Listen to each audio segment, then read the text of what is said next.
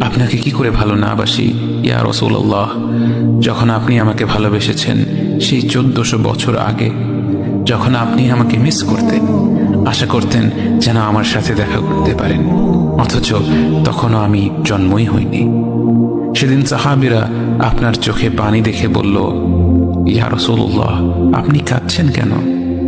আপনি বললেন, আমার ভাইদের খুব দেখতে ইচ্ছে করছে।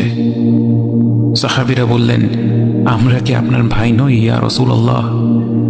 আপনি বললেন, না, তোমরা আমার সাহাবী। আমার ভাই হলো তারা যারা আমার পরে আসবে এবং আমাকে কখনো না দেখেও তারা আমাকে বিশ্বাস করবে।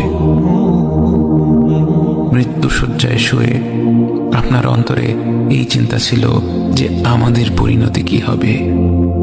উম্মতি উম্মতি বলতে বলতে আপনি আপনার রবের নিকট ফিরে গিয়েছেন।